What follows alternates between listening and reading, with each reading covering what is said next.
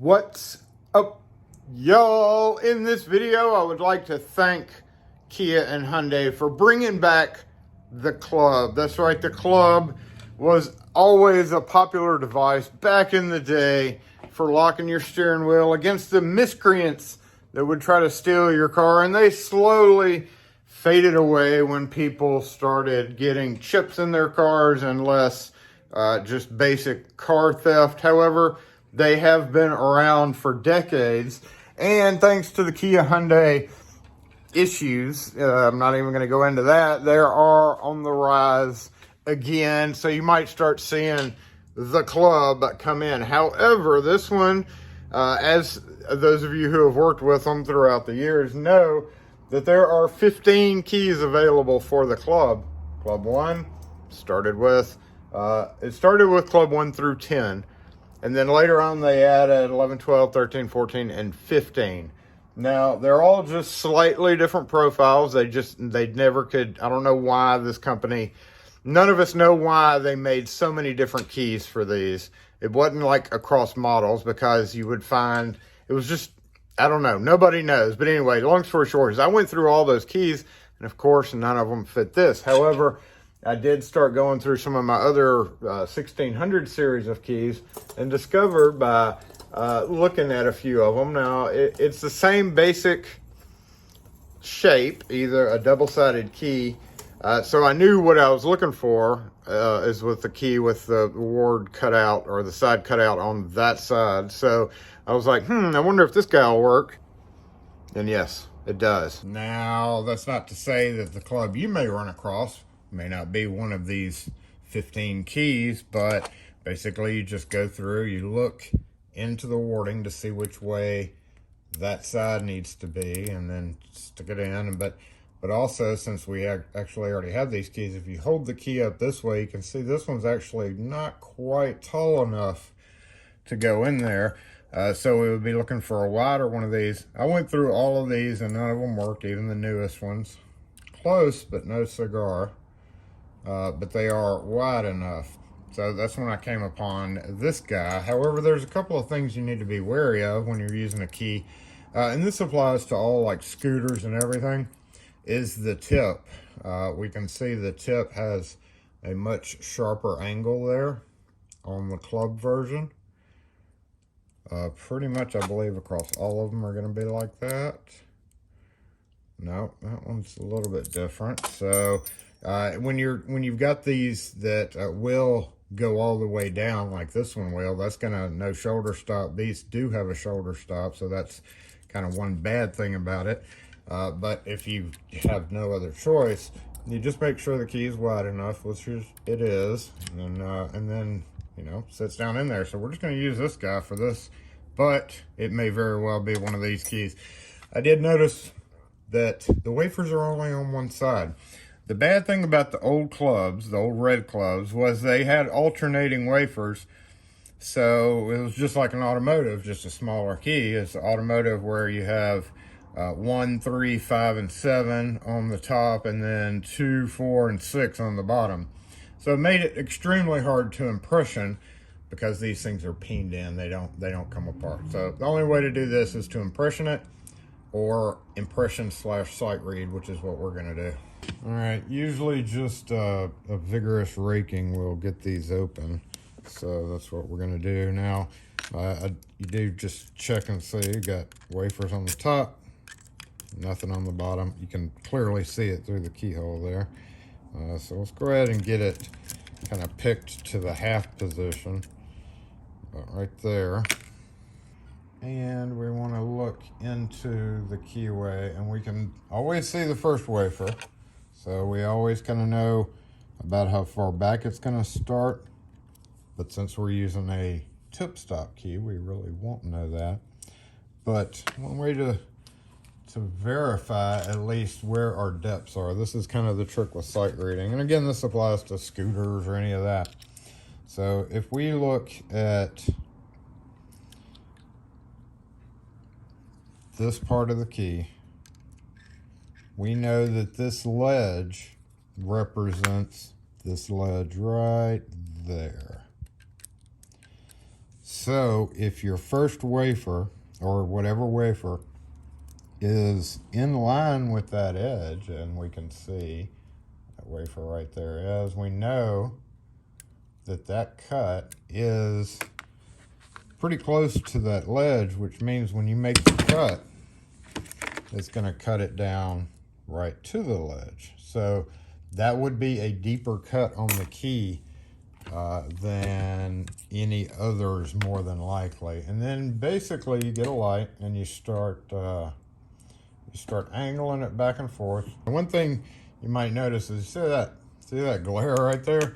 One good thing about this is you can knock that glare down with a Sharpie so that it's not as bad. This will wipe right off, as long as you're not using like one of those permanent Sharpies or whatever. But we can just, and also the whole thing's black anyway, so that'll kind of isolate that. And when you shine your light on it now, you don't have that reflective glare, and it also just kind of helps a little bit.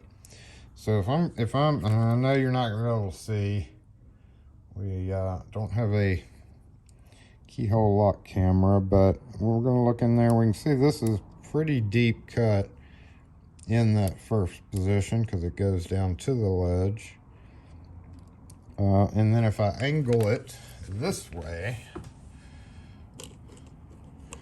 you can kind of see the second wafer up behind it, and then the third wafer. See those two right there?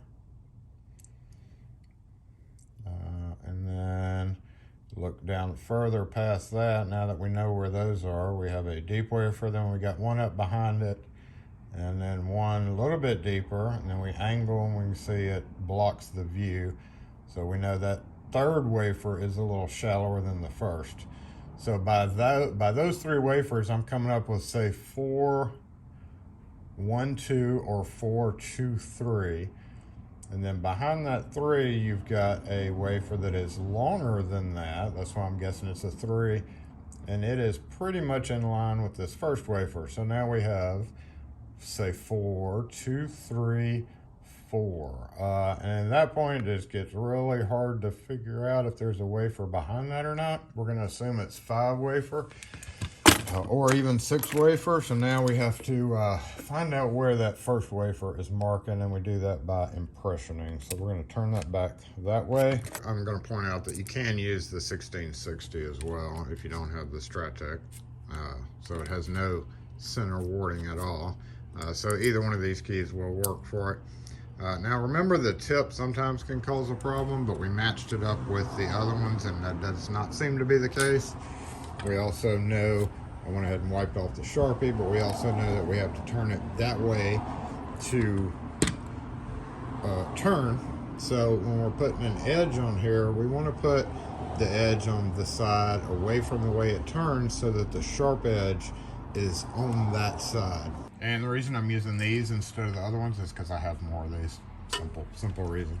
All right, so we're just going to put the flat on this side, or the angled chisel edge, I guess you can call it. Careful not to go past the top of the blade.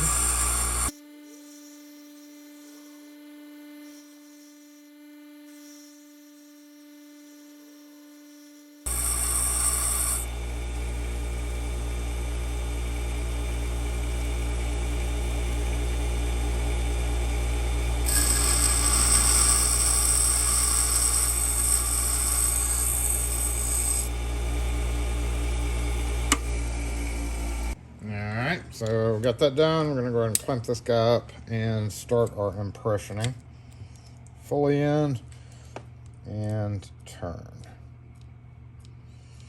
So with that fresh edge, you'll have pretty sharp marks on most of them. That'll tell us our spacing.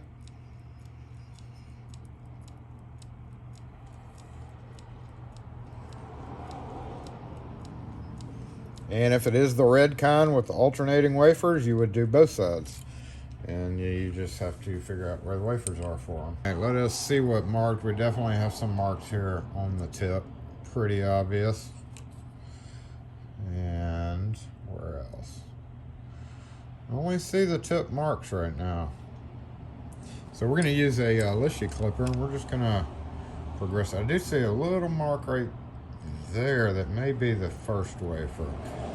And also we do need to check and see how many wafers there are. And just listen real close here. 1, 2, 3, 4, 5,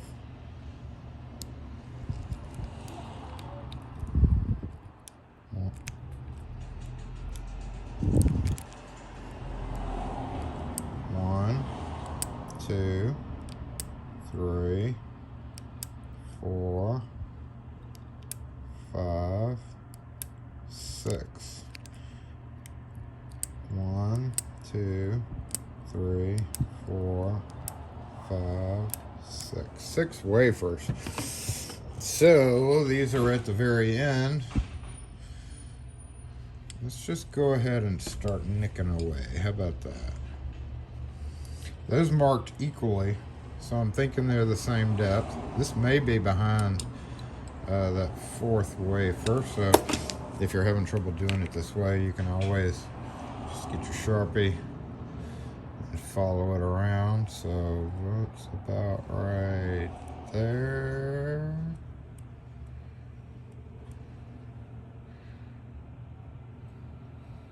Oh, your operating Sharpie doesn't really like writing on metal for extended periods of time, so right there. Yep. And right there. Probably definitely the tip too.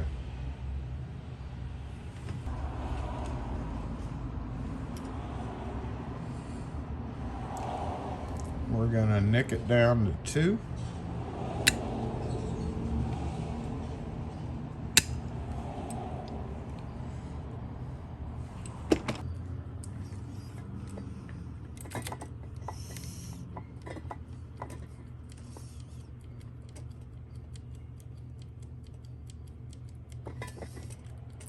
Give it a kind of a rock up and down.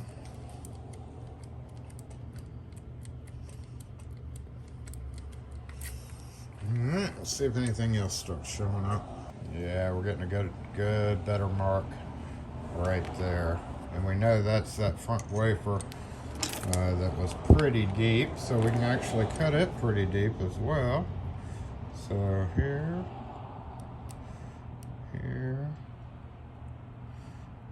and wrap around to right there.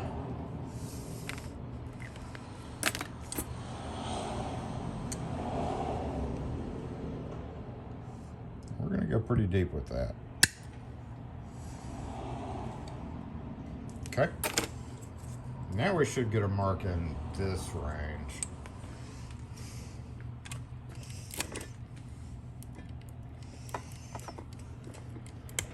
Nope. Okay.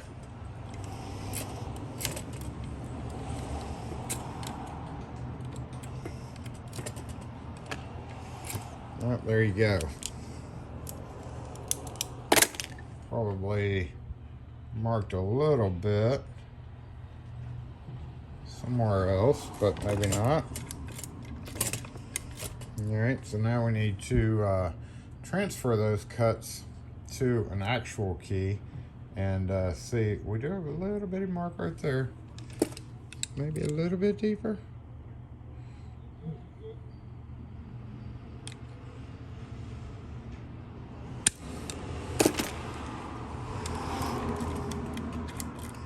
Yeah, there we go. So now we can just chuck this up and duplicate it, hopefully.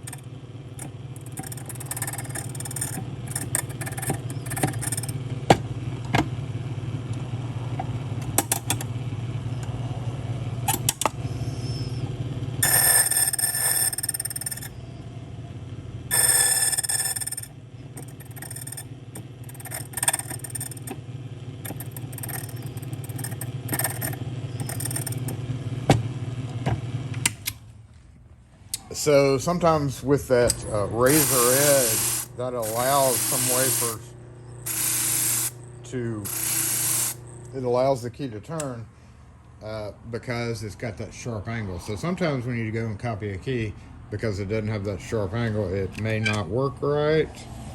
And in that case, you do have to keep impression in it a little bit to find out where you're hanging up a little bit there. So we do have one of them that's probably cut just a little bit more. Pretty dang close though. And in fact, we can probably just work the key to get it to work or lubricate it. But let's take a look at the key real quick and see if we can see where it may need more cutting.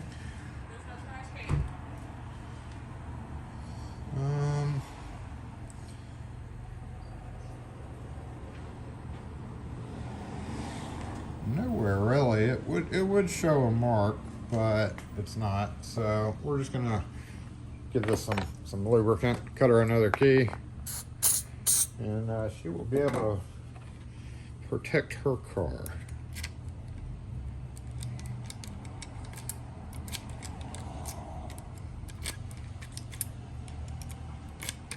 Yeah, just work it. It'll work itself in. And always provide 2 keys for these, so that is how you make a key for the basic club. If you have any questions or comments on this video, post them in the comment section. I think we got a little bit lucky with those middle not being cut. It would have been a little bit harder if we would have had to figure those out, but you just never know. And there's our second key. It copied just fine as well. But again, if you do have trouble afterward, you can usually see where it's going to be marking on the key.